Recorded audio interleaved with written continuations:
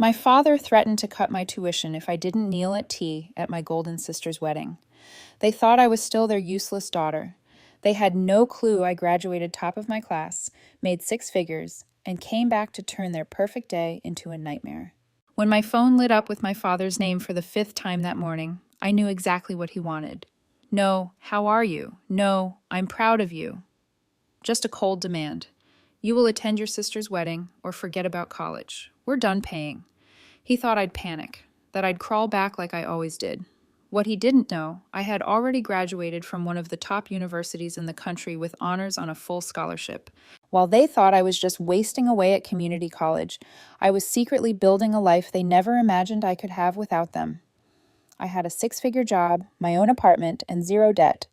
They had no control over me anymore, so I booked a first-class flight home, not to beg, not to obey, but to expose the truth they refused to see. They wanted me at that wedding, fine. But I wasn't coming as the forgotten daughter. I was coming as the storm. Stay with me, because what happened next destroyed their picture-perfect day, shattered their golden daughter's fantasy, and forced my entire family to face the reality they tried so hard to ignore. This isn't just a story about revenge. It's about power, truth, and finally taking back what was stolen from you. And by the time the wedding was over, no one looked at me the same again. Let me tell you exactly how it all unfolded. Virginia Walker was 26 years old and living in a high-rise apartment overlooking Lake Michigan. By day, she worked as a data analyst for one of the top tech firms in Chicago. By night, she studied code, saved religiously, and enjoyed the quiet reward of a life she had built on her own terms. No one in her family knew just how far she had come. Not because she kept it secret out of shame, but because they never asked. And after years of being overlooked, forgotten, and dismissed, she had stopped offering information they didn't want. She was sipping coffee at her glass desk when her father's name lit up on her phone for the fifth time that morning. She didn't move. She didn't even flinch. The screen buzzed once, twice, then stilled. It was followed by an email. Subject line, "Your sister needs you. Last chance." Virginia didn't need to read the body of the message to know exactly what it said. She had grown up decoding her father's tone long before she learned to read words on a page, but she read it anyway. Lily's wedding is the most important event of her life. Be there or forget about any future support. There was no greeting, no inquiry into her well-being, no hint of acknowledgement that the last time they had spoken, Virginia had been 19 and standing at a bus terminal with 2 suitcases and a backpack. Only the same tone that had echoed through her childhood. Cold, commanding, final. Then came the voicemail. Her father's voice filled the room like a storm cloud. "This has gone on long enough, Virginia. Your sister's wedding is in 2 weeks. The festivities start this weekend. If you can't put aside whatever bitterness you're holding, don't expect another dime from this family. Your mother is beside herself with worry." Bitterness. That's what they called it. Not distance, not survival, not self-preservation. Bitterness. The truth was simpler. Virginia had left their home 7 years ago and hadn't looked back. She hadn't run away in anger, though there was anger, but in quiet resolve. She had known, even at 17, that if she stayed, she would slowly disappear. One overlooked test score at a time. One ignored trophy. One forgotten birthday. To them, she had always been the other daughter, the one who followed the rules, cleaned up after herself, and got straight A's without being asked. While Lily, beautiful, dramatic, adored Lily, had basked in every spotlight, even the ones she didn't earn. The last time Virginia had come home, Lily was being praised for getting a role as tree number 2 in a middle school play. Virginia had just won the state science fair. Her parents forgot to show up. It wasn't personal, she had told herself. It was just the way things were. So she had stopped expecting anything. She had found scholarships, worked nights tutoring math, forged an acceptance letter to a local community college, while quietly accepting admission to Columbia. She'd mapped out her independence like a military operation. And now, years later, she had everything she needed: an apartment, a career, savings, peace, and then this, the message, the voicemail, the veiled threat: be there or forget about any future support. They still thought she needed them, still believed they held power, still imagined she was the scared girl they had cornered. into staying close to home for Lily's sake, as if her sister's self-worth were more important than her education. But they didn't know the truth. They didn't know she'd graduated with honors. They didn't know she made more money than both of them combined. They didn't know she hadn't needed their money for years, and she wasn't about to tell them over the phone. Virginia opened her laptop and clicked through to the airline website. The wedding was in 2 weeks. That left plenty of time. She scrolled through ticket options and selected first class, not because she needed the luxury, but because it sent a message. They wanted her home. She would come.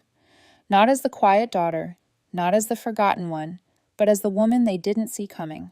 Her finger hovered over the confirmation button. She clicked and smiled. Let the wedding begin. The small town hadn't changed. The roads were still cracked in the same places they'd been a decade ago. The welcome sign still slightly leaning to the left. But as Virginia stepped out of her rental car and stood at the base of her parents' front porch, she knew she had changed. She rang the bell, but the door swung open before it chimed. Her mother stood in the doorway holding a clipboard, eyes scanning her face like she was a stranger. "Virginia," she said flatly, "you made it."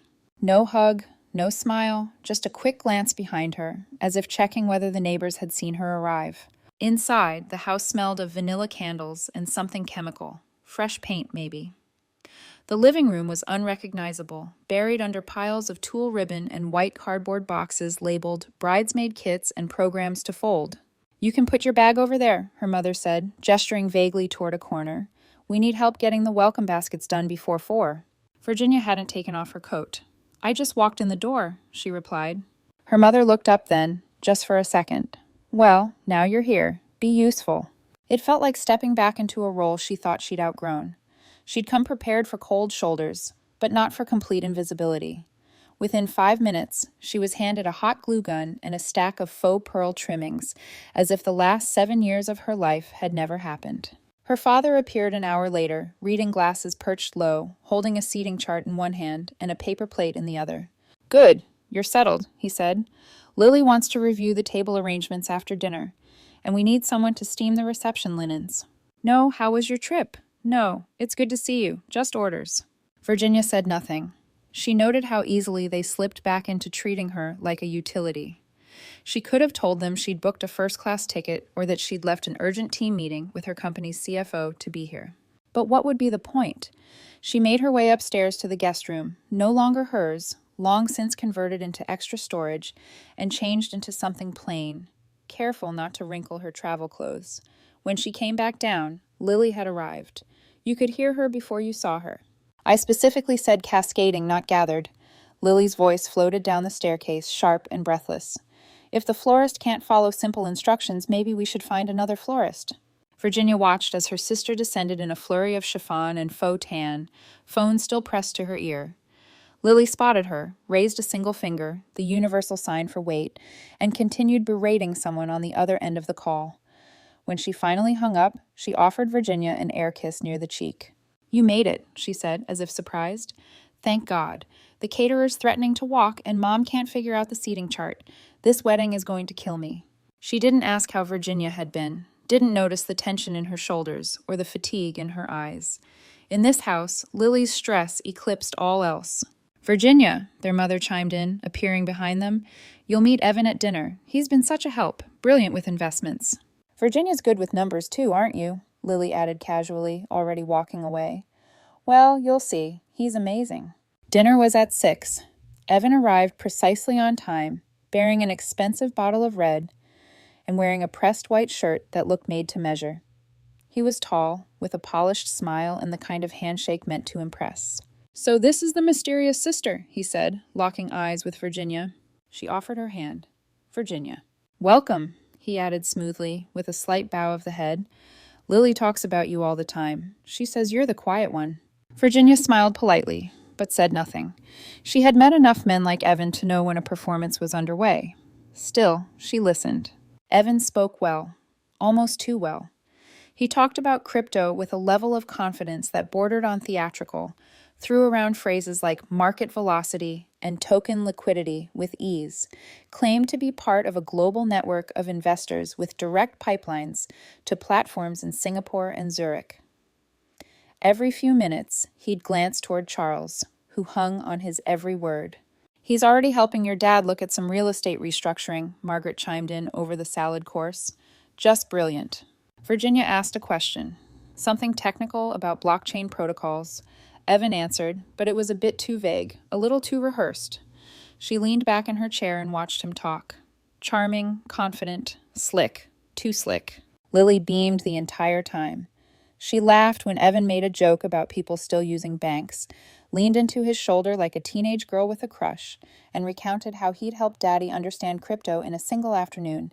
The room pulsed with shared admiration. Virginia once again was the quiet observer, the invisible thread in the fabric of her own family.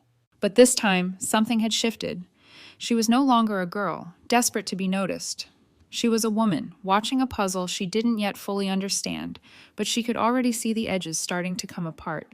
Dinner was served in the formal dining room, a space rarely used except for holidays, or, in this case, occasions that demanded appearances. Margaret had arranged the table with polished silverware, linen napkins folded like swans, and wine glasses that caught the chandelier's light just so. It was clear this meal wasn't just about food. It was a stage. Evan took his seat at the head of the table across from Charles, with Lily nestled proudly beside him. Virginia was seated at the far end opposite her mother. The seating arrangement wasn't accidental. It never was in this house. The opening courses were quiet, save for Lily's usual commentary about table runners and how the photographer was in love with her vision. But by the time the main course arrived, Evan had found his rhythm. It didn't take much prompting. So, Charles and I have been going over a few investment strategies, he began, cutting into his fillet with a practiced hand. With rates the way they are, and volatility in the public markets, there's incredible upside in decentralized assets, if you know where to look. Charles nodded solemnly, as if he'd been studying finance his entire life. He's really opened my eyes. I never realized how old-fashioned traditional banks are. Evan smiled, pleased. Most people don't. But in Singapore, Zurich, even Dubai, we're seeing accelerated models that make the U.S. look prehistoric. The institutions overseas are already shifting their portfolios. I'm working closely with a group that's offering pre-IPO tokens for a blockchain firm with government partnerships in Asia. Very exclusive. Lily, sipping her wine, leaned forward. Tell them about the yacht. Evan chuckled. Well, last month I met with one of our angel investors on his yacht in the Adriatic. Only way to talk business without distractions. The table gave a polite laugh. Virginia did not. Instead, she picked up her fork, calmly placed it down again, and asked, which platform are the tokens being issued on? Ethereum, Solana, or something proprietary? Evan blinked. It's a proprietary setup. We've built it on a hybrid framework that optimizes both transaction speed and security. Interesting, Virginia said. Even hybrid chains can be tricky. What protocol are you using to handle smart contract deployment? There was a pause, subtle, but it was there. Evan smiled again, but it took a moment longer to reach his eyes. It's a layered approach, he said, waving vaguely. We focus more on strategic outcomes than the technical nitty-gritty. The tech people handle that. Margaret jumped in quickly, sensing a shift. What matters is that Evan gets results. He's already helped Charles rethink our entire portfolio. That's true, Charles added. He's got access to opportunities you won't find on the open market. Virginia tilted her head slightly. Do those opportunities come with regulatory oversight? I assume you have SEC documentation for any domestic capital raised. Evan's jaw twitched, almost imperceptibly. These are private placements, Virginia, not your average 401k stuff. Charles leaned back, setting his fork down harder than necessary. Is there a point to this line of questioning? Virginia looked at her father. No point, just curious. Seems to me like you're being combative, Charles said. Not everyone needs to be interrogated at the dinner table. I wasn't aware asking about financial compliance was combative, Virginia replied. You've always had a way of making people uncomfortable, Margaret said, with a strained smile. Just let your sister be happy. Evan laughed, light and dismissive. It's fine. I get this a lot. Some people just don't understand what we're building. It's new. Revolutionary ideas always attract skeptics. Lily, visibly irritated, reached for her wine. Why are you doing this? Virginia looked at her sister. Doing what? Making it a thing, Lily said. Every time something good happens to me, you find a way to throw shade. Charles pointed his knife toward Virginia like it were a baton. That's exactly it. You've always been resentful. It's not Evan's fault you've been struggling. Virginia didn't laugh. She didn't flinch. She simply picked up her glass, took a small sip, and let the silence settle. They didn't know. They still thought she was working part-time, cobbling together tuition, maybe living with roommates in some drafty apartment. They still believed she was the one who fell short. She had made 6 figures last quarter alone, but saying it out loud would only turn into another accusation. Bragging, ungrateful, difficult. So instead she sat with her thoughts. Evan returned to his speech, talking about token liquidity and off-market deals that sounded suspiciously vague.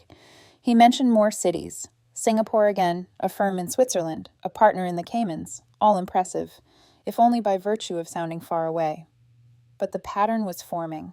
Big words, global locations, no specifics, no documentation. It wasn't the content that bothered Virginia. It was the choreography.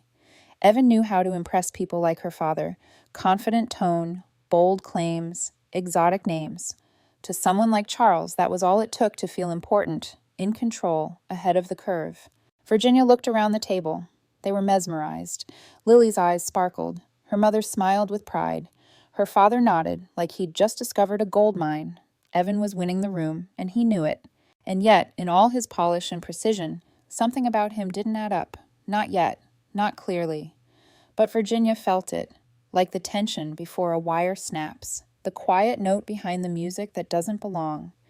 She didn't know what Evan was hiding, but she intended to find out. The next morning, Virginia wandered into her father's study while looking for a pen. She had barely slept, her mind too busy replaying the previous night's dinner. Evan's performance, as slick as it was, hadn't satisfied her curiosity. If anything, it had sharpened it. Charles's study was, as she remembered, lined with shelves of unread books and framed certificates of financial courses he had taken at community college decades ago. On the desk sat an open file folder, neatly stacked papers waiting to be signed. She recognized the header immediately. Home Equity Loan Refinance Agreement. Her breath caught. She flipped through the pages carefully, her trained eyes scanning the loan terms. It was recent, dated just 3 weeks prior. The house, the very same one nearly paid off after 25 years, was now tied to a second mortgage, a significant one. She flipped further. There, scribbled in Charles's tidy cursive, was a note in the margin. Per Evan's recommendation, 20% returns projected by Q2. Virginia froze. This wasn't just her father dabbling in an investment. He had staked the house on it. The house her mother once swore would be their legacy, all on Evan's word. She replaced the papers exactly where she found them and exited quietly.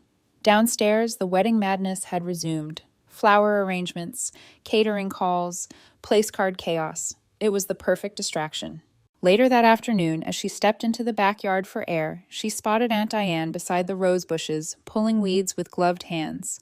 Virginia walked over, partly to escape, partly for clarity. Diane looked up and smiled. "Didn't think we'd see you again, kid." Virginia forced a smile. "Family duty." Diane stood, brushing dirt from her knees.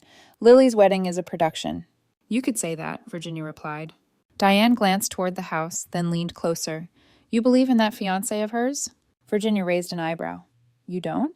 "I don't know," Diane admitted. "He's charming, sure, but something feels off. Last month, a neighbor down in Tampa lost his retirement fund to a guy who talked just like Evan. Crypto this, global that. Promised returns that sounded too good to be real." Virginia's pulse quickened. "Do you remember the name?" "Just bits," Diane said. "The guy changed his name a couple of times, but one of the aliases was Edward something, or Ethan. It wasn't much, but it was enough." That night, back in the guest room, Virginia powered up her laptop. She no longer needed to pretend. Gone was the obedient daughter. What sat before the screen now was a trained analyst with an advanced degree in data science, a career in fraud detection, and a brain built for pattern recognition. She opened her usual suite of tools: public registries, business databases, social media scrapers, and metadata trackers. It was second nature to her now. The same way an artist sees brushstrokes, she saw digital inconsistencies. She started with the name Evan Cross. Nothing, or at least nothing predating 2 years ago. She widened the search. Then she found something curious. An archived engagement announcement from 3 years ago in Colorado. Same face, different name, Ethan Lewis. She dug deeper. A LinkedIn profile registered under Edward Lambert, now deleted but with remnants cached by the Internet Archive. The profile matched Evan's resume too perfectly: blockchain advisor, investor network, global finance. 3 aliases, same face, same playbook. And with each identity, she noticed the same pattern: appearance, charm, investment pitch, then vanishing after a large financial shift. She pulled the public bankruptcy records for each location tied to the previous names. Each showed an uptick in personal losses from community investors within months of Evans, or Ethan's, or Edward's appearance. It was no longer a hunch, it was a pattern, a deliberate, polished operation. And now he had her family in his crosshairs. Virginia sat back, heart pounding, but her face calm. She wasn't angry, not yet. This wasn't personal vengeance. It was statistical inevitability. She had seen this before in other cases, just never in her own home. She opened a new file, labeled it Cross-Fraud Risk Report V1. Tomorrow she would begin building the case, and this time her family would be forced to listen, whether they wanted to or not. Virginia didn't sleep much that night. Her laptop screen had burned its glow into her vision long after she shut it. She kept thinking of the faces behind the data. Real people, real losses. And now her sister was standing at the edge of the same trap. The next morning, she made a call. It took 3 transfers and a sympathetic dispatcher in Colorado to help her track down one of the names she had found in her late-night search: Karen Delaney, a woman listed in a police report from 3 years ago, tied to a financial disappearance eerily similar to what Virginia now suspected. Karen's voice was cautious on the phone. "Who are you again?" "My name is Virginia Hart," she said. "You don't know me, but I think the man who nearly ruined your life is about to do the same to my sister." There was a long pause. "Then where can we meet?" They sat across from each other at a small table in a quiet cafe just outside of town. Karen looked older than her years, eyes guarded, posture stiff. Her hands trembled slightly as she stirred her coffee. Virginia didn't speak first. She let Karen take the time she needed. After several minutes, Karen finally opened her purse and slid over a worn folder. Inside were photographs, bank statements, email printouts, even a faded engagement invitation with the name Edward Lawson printed in gold lettering. Virginia blinked. The face on the photo smiled back at her. Sleek suit, carefully styled hair, arm wrapped around Karen's waist. It was unmistakably Evan. Different name, different city, same man. "We met at a tech conference in Denver," Karen began, voice low but steady. "He said he was building a new crypto platform, something revolutionary. I didn't understand all of it, but he made it sound real. He made me feel like I was part of something big." She looked away for a moment, as if ashamed of the memory. "He proposed 6 months later. My family was thrilled. He was charming, helpful. Everyone loved him. He convinced my parents to co-sign a loan for our new place. I wired him $60,000 for a pre-investment opportunity he said had to be made fast. 3 days before the wedding, he vanished." Karen lifted her sleeve slightly, revealing a delicate tattoo near her wrist. A date. "I got this to remind myself never to ignore red flags again." Virginia felt a knot forming in her chest. "Did the police find him?"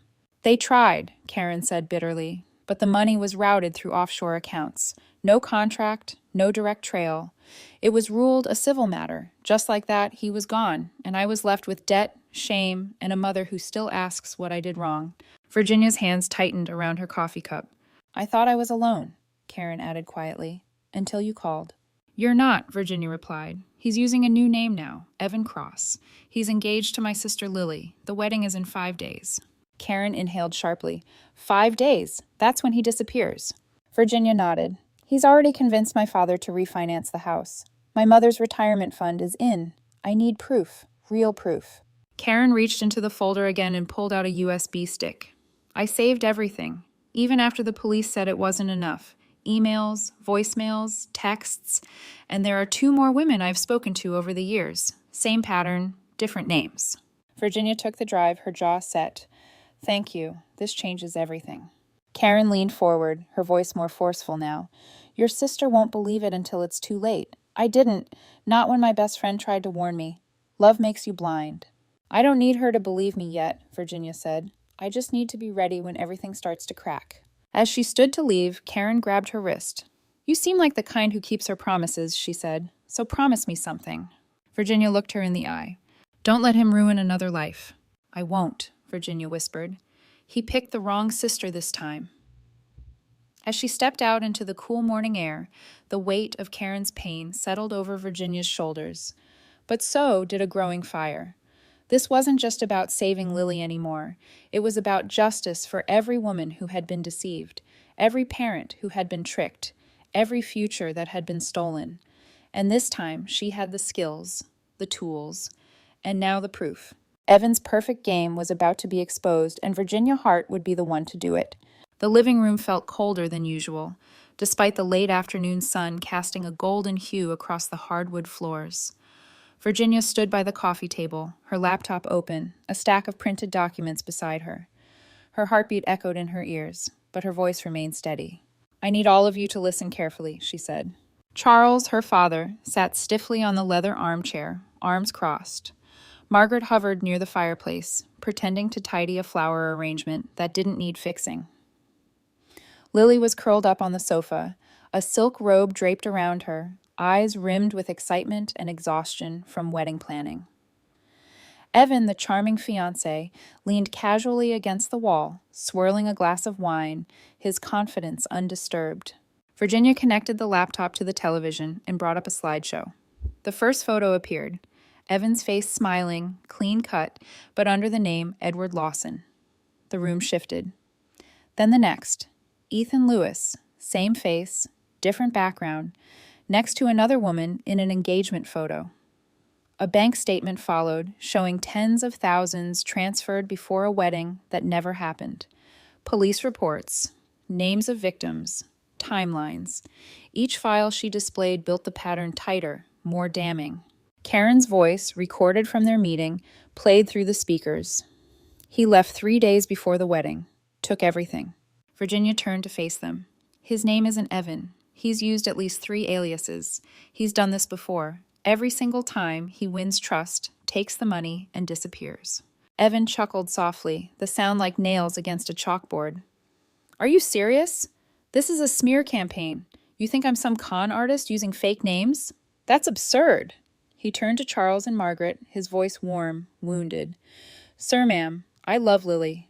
I'd never do anything to hurt her. This is disgusting. Lily looked stunned. Her mouth opened, but no sound came. Her gaze darted between the screen and Evan's face, searching for reassurance. Charles stood up, voice sharp. That's enough, Virginia. You've embarrassed yourself and insulted a guest in our home. He's not a guest, Virginia said. He's a predator. Margaret stepped forward, her tone clipped. You've always had issues with your sister's happiness. This isn't about Evan, it's about you. What? Virginia whispered. You've been distant for years, never supportive, and now you come back uninvited and try to ruin her wedding, her one perfect day.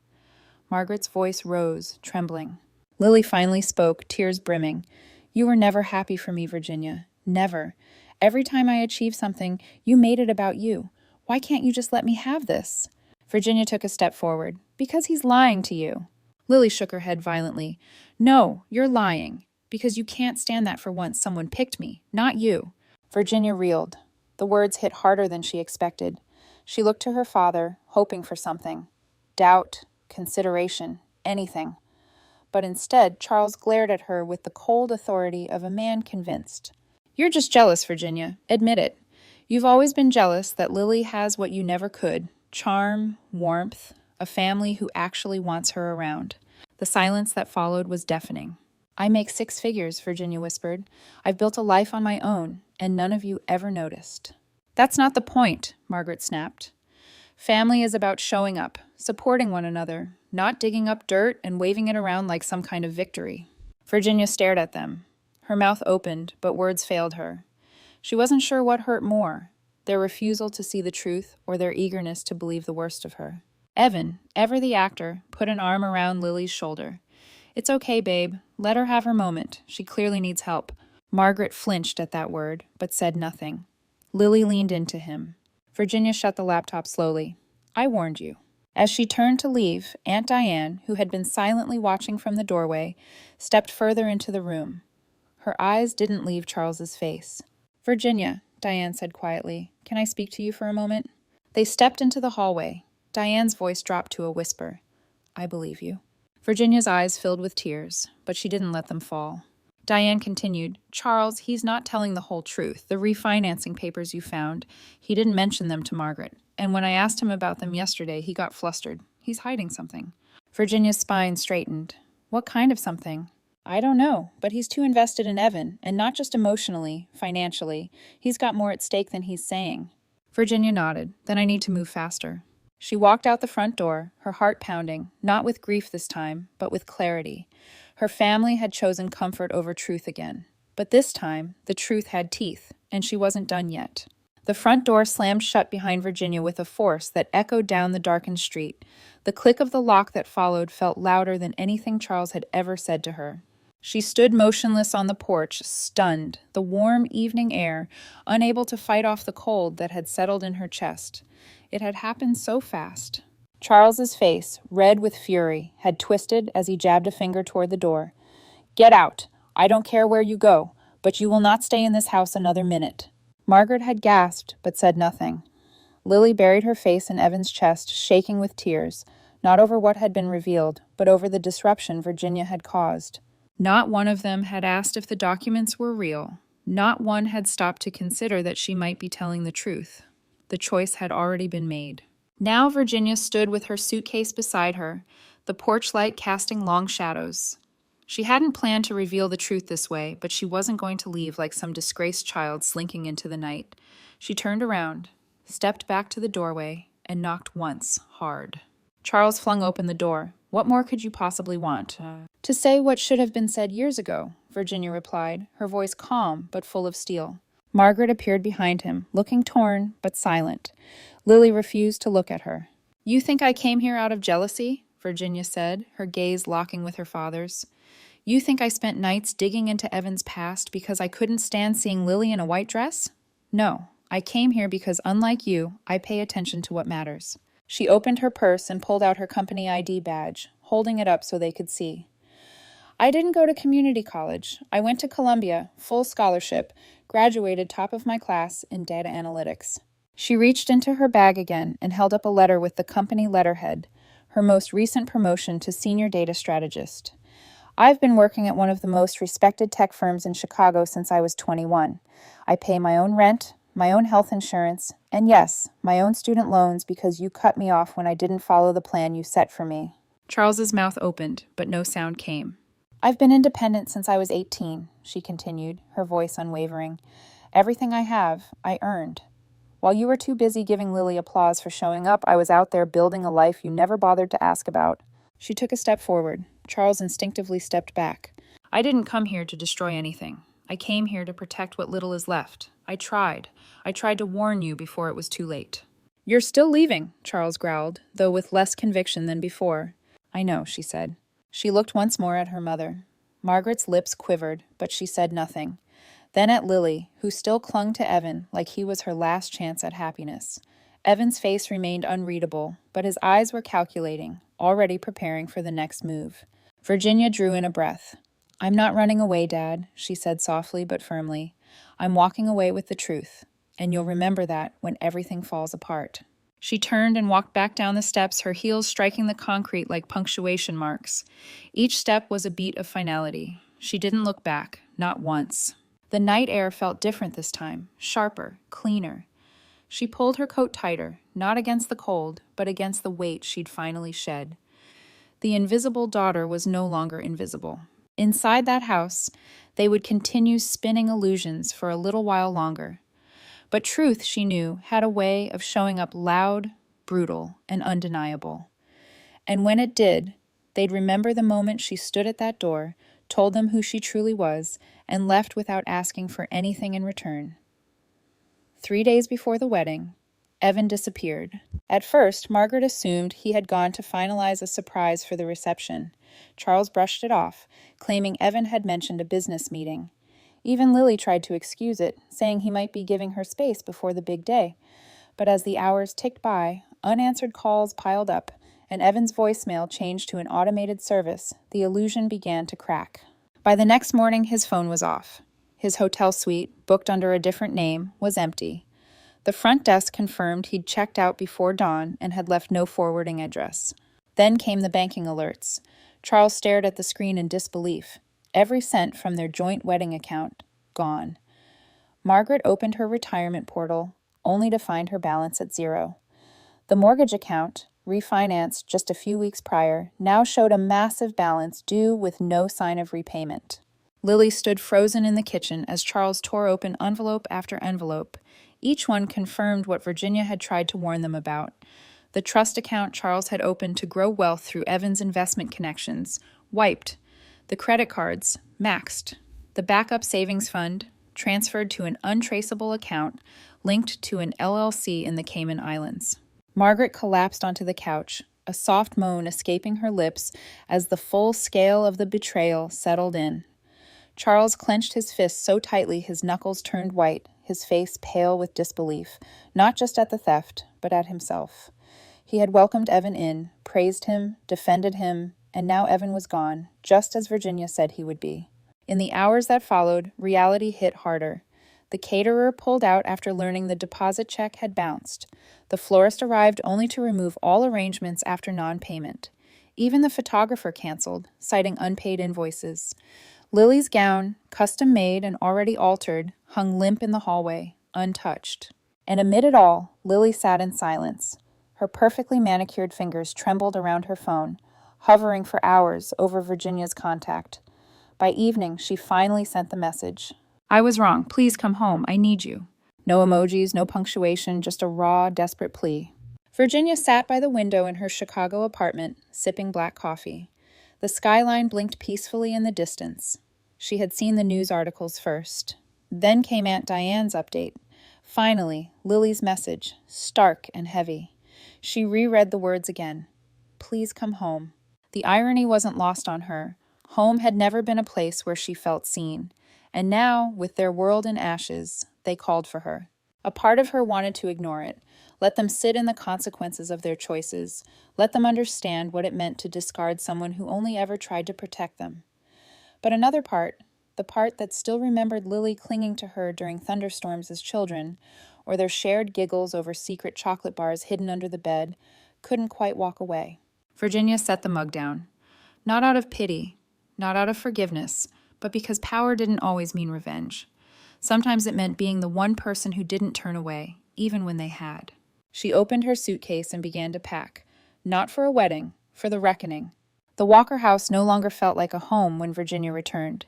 The front porch, once glowing with bridal decorations, now stood bare, the white ribbons removed, the flowers gone. The wood beneath the banister chipped, where staples had been ripped out in haste. Inside, the silence was heavier than the chaos of wedding preparations had ever been. Her father paced in the living room with the same clipboard he had once wielded as authority, but now it hung limp in his hand. Margaret sat at the dining table, her face pale, lines of worry etching deeper than Virginia remembered. Lily was upstairs, her sobs muffled through the floorboards. They had called her back because there was no one else left. Virginia placed her briefcase on the coffee table and remained standing. She did not remove her coat, did not sit, did not soften her tone. "I will help you," she said, "but not on your terms, on mine." Charles turned quickly, his eyes bloodshot, desperate, but still laced with pride. "We need immediate funds. The bank." "No," Virginia cut him off. "Not immediate funds, not cash, not a bailout you can squander. Every cent will move through a licensed financial advisor. You will not have direct access. If I step in, it's under professional oversight. Nothing informal, nothing hidden." Her father's jaw tightened. He opened his mouth to argue, but Margaret reached over and touched his wrist, silencing him. Virginia continued, her voice firm. "This is not a gift. It's not charity. It's a transaction with conditions. And the first condition is this." She pulled a stack of documents from her briefcase, the paper crisp against the still air. "You will sign this acknowledgement in writing. Witnessed, notarized." Charles frowned and reached for the top page, scanning it quickly. His face darkened. "This is nonsense." Virginia's voice sharpened. "Read it aloud." Charles slammed the paper back onto the table. Margaret picked it up with trembling hands and read softly. "We, Charles and Margaret Walker, acknowledge that for years we created and maintained an environment of favoritism and emotional neglect, favoring one child over the other. Her eyes lifted to Virginia, shame heavy in her expression. You want us to sign this? Yes, Virginia said, because I will not allow you to rewrite history once you've been rescued. If I help you save this house, save what you have left, then you will put in writing what you denied me for 20 years. You will say it. You will admit it. Charles pushed back his chair so hard it scraped the floor. You don't dictate terms in this house. Virginia leaned forward, her gaze unflinching. I do when I'm the one keeping the roof over your head. For a long, brittle silence, no one moved. Then Margaret's voice broke it. Quiet, weary, yet carrying more weight than Virginia had ever heard before. Charles, she's right. He spun toward her. Don't you dare. I said she's right, Margaret repeated, louder this time. Her hands shook as she set the paper down. Do you know why I recognize what we were doing to her? Because it was done to me. She lifted her eyes to Virginia, and for the first time they brimmed with something that looked like truth. I was the forgotten one, too. My sister was the golden child. My parents poured everything into her. I swore I would never repeat it, and then I did. Virginia's breath caught. She had imagined many things her mother might say in this moment. Deflection, excuses, even tears. But not this. Not confession. Margaret pressed her hands together, twisting her wedding ring nervously. I told myself Lily needed more, that she was fragile, that you were strong enough to stand on your own. But really, I was replaying the same script I grew up with. Only this time, I was on the other side. Charles stared at her, thunderstruck. His authority, once so absolute, seemed to drain from him. Margaret turned back to Virginia. If signing this is what it takes, I will sign, because I won't deny you any longer. Virginia looked at her mother, measuring every word. There was sincerity there, but also too many years of silence to erase with one admission. Still, this was something, more than she had ever been given before. She slid the pen across the table, then sign. Margaret picked it up with trembling fingers. For a moment she hesitated, staring at the space where her name would go. Then she pressed the ink into the paper, her signature flowing across the page. Virginia turned to her father. Your turn. Charles's hand hovered, his pride warring with the reality of foreclosure notices and empty accounts. Finally, with a grimace that looked more like defeat than agreement, he scrawled his name. Virginia gathered the signed papers and slid them back into her briefcase. Only then did she sit. Good, she said. Now we can begin. But remember, this isn't about trust anymore. That ended when you chose him over me. This is about control, and this time, I have it. No one argued. The balance of power in the Walker family had shifted, and for the first time, Virginia wasn't invisible. She was undeniable. The evening stretched heavy inside the Walker living room. The signed papers sat in Virginia's briefcase like a silent witness, but she knew a signature alone would not cleanse the past. She looked at her parents, at her sister curled small in the corner of the sofa, and realized the time had come to strip away the last layer of denial. You want to know why I don't believe in your idea of family? Virginia said, her voice calm but unwavering. Because for me, family was always a one-way street. She stood, her eyes fixed on Charles and Margaret. Do you remember my 8th birthday? You forgot, both of you. I sat in the kitchen waiting for cake that never came while you took Lily to her dance recital. You told me later it was an oversight, but when she won nothing more than a participation ribbon, you took her out for ice cream and posted photos as if it were a championship. Margaret's lips parted, but no words came. 9th grade, Virginia continued. The science fair. I won first place for analyzing water quality in the county.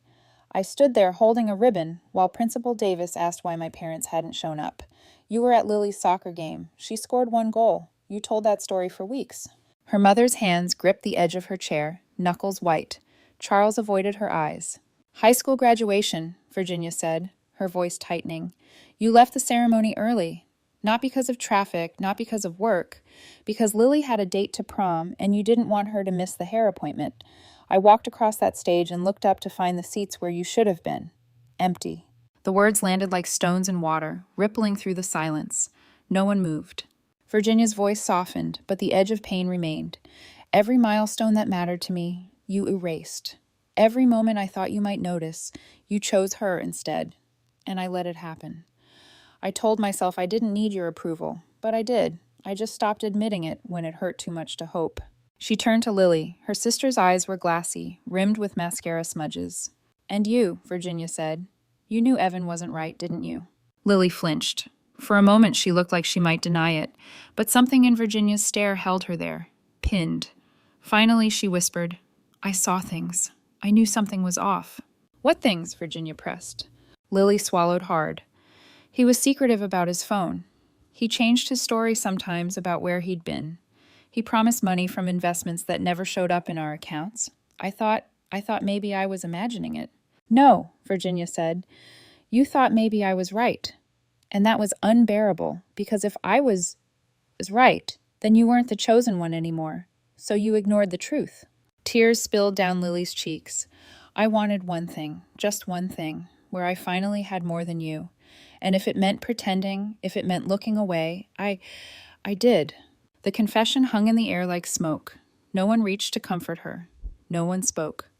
Charles leaned back, his face pale, his authority drained. Margaret pressed her hands to her face, her shoulders shaking. The weight of Virginia's words, Lily's admission, the collapse of everything they had built on favoritism and illusion, it all pressed down on the room until even the walls seemed to groan with it. Virginia stood tall in the center of it, no longer invisible, no longer silenced. She had laid bare the truth, and for once there was no quick rebuttal, no dismissive laugh, no easy defense. The house was quiet except for Lily's sobs and the steady tick of the grandfather clock in the corner. For the first time in years, there was no argument left, no excuse to cling to. Just silence, heavy, final. The last wall had fallen, and nothing stood between them and the truth anymore. The days after Lily's confession were strangely quiet. The house no longer hummed with denial, but with the hollow echo of people forced to sit with what they had ignored for too long. Virginia thought perhaps that was the end of it. Evan had vanished, his pattern exposed, his grip broken, but predators rarely leave quietly. A week later, she received a letter delivered by courier. Heavy cream paper, bold serif font, legal letterhead. It was addressed not to her family, but directly to her. The message was short, precise, and dripping with arrogance. Cease and desist. It accused her of defamation, libel, and intentional interference with contractual relations. It claimed she had fabricated identities to destroy Evan's reputation and demanded she retract her statements or face a lawsuit for damages exceeding $500,000. Virginia read the letter once, then again, her pulse steady. She almost laughed. It was classic Evan. Twist the truth, weaponize intimidation, and count on people folding under pressure. But Virginia was not one of his usual marks. She picked up the phone and dialed Vivian Scott, her mentor, the woman who had once guided her through her first corporate fraud investigation, and who knew the law as well as she knew herself. Vivian answered on the second ring. He's back, isn't he? She asked without preamble. Yes, Virginia said, and he wants to sue me. Vivian's voice was calm, steady as stone. Then we'll answer him with the truth he's so afraid of. That evening, they spread the evidence across Vivian's conference table. Not just the screenshots Virginia had collected, but the testimonies Karen had given, the police reports from Colorado, the archived records of Evan's aliases, and bank statements that traced his disappearing acts from state to state. Vivian reviewed each document, annotating margins with legal codes and case precedents. This isn't defamation, she said firmly. This is exposure. What he doesn't realize is that by filing this threat, he's handed us an opening. Virginia leaned forward. You mean federal? Vivian nodded. Interstate fraud, multiple victims, financial institutions involved. This isn't just civil anymore, it's criminal, and the feds don't like men who move stolen money across borders. Within a week, the tone shifted. Evan had intended to scare Virginia into silence, but instead he found himself facing inquiries. Letters went out to the women he had scammed before, requesting statements. The files Vivian assembled were forwarded to contacts in federal enforcement. The story was no longer about one family's heartbreak. It was about a pattern of theft stretching across 3 states and countless bank accounts. Evan tried to fight back, of course. He sent another letter full of legal jargon and bravado. He called Lily late at night, his voice dripping with false tenderness, insisting Virginia was lying, that they were meant to be, that he could still fix everything. But Lily, broken from the wreckage of her own denial, hung up on him. The breaking point came 2 weeks later when federal agents visited the Walker home to ask questions. Word spread quickly through the neighborhood. Evan's charm had collapsed into a liability, his name now whispered with suspicion rather than awe. He didn't show up to file the lawsuit he had threatened. He didn't appear in court at all. By the time investigators traced the accounts linked to his aliases, Evan Cross, Edward Lawson, Ethan Lewis, he had already vanished again, fleeing ahead of the net closing in. But this time, it was different. He wasn't disappearing with their money. He was disappearing because he had no other choice. For once, he was the one running. Virginia stood outside the courthouse steps with Vivian at her side, the spring air cool against her skin. She wasn't triumphant, not in the shallow sense. There was no joy in watching her sister's heart break or her parents' pride dissolve. But there was justice, real, tangible justice that went beyond family dynamics and personal grudges.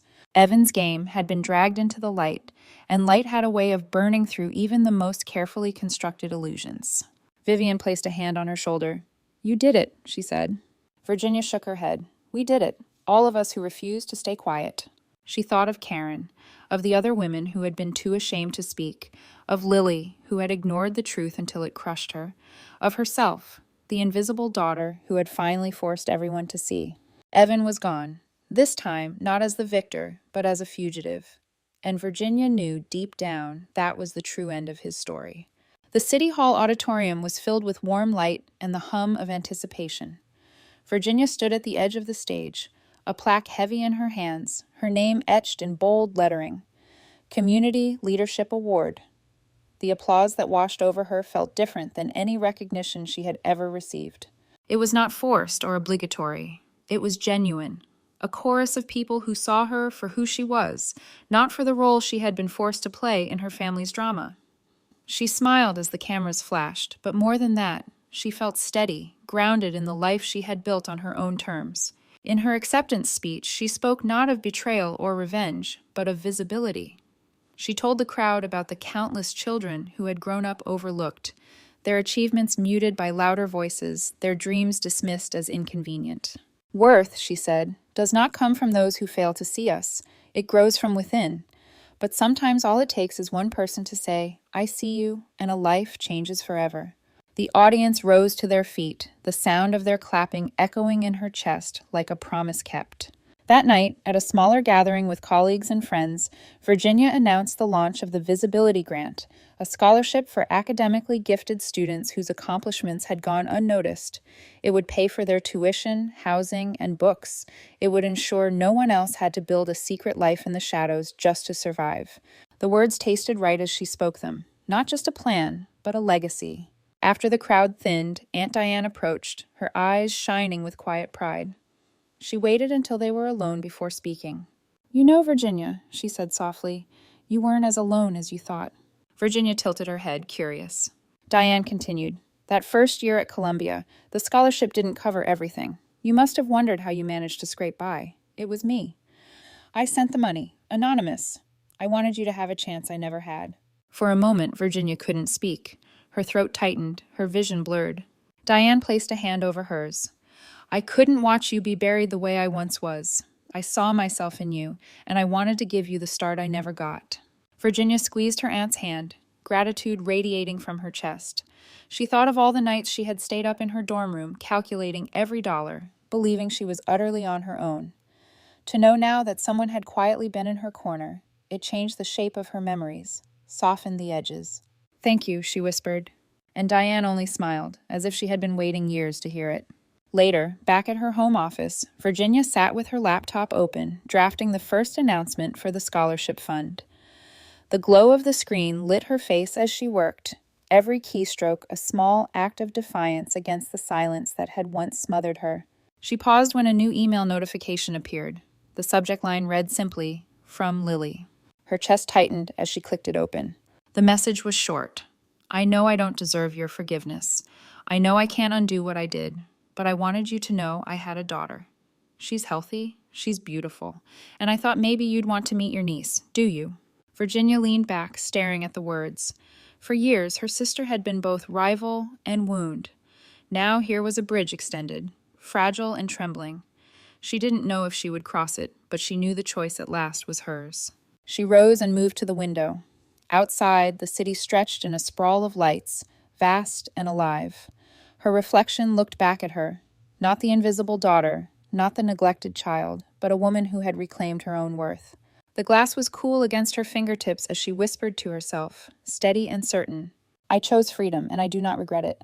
So that was Virginia's story. The invisible daughter who was forced to her sister's wedding under threat, only to return stronger than ever, expose the fraud, and reclaim her worth.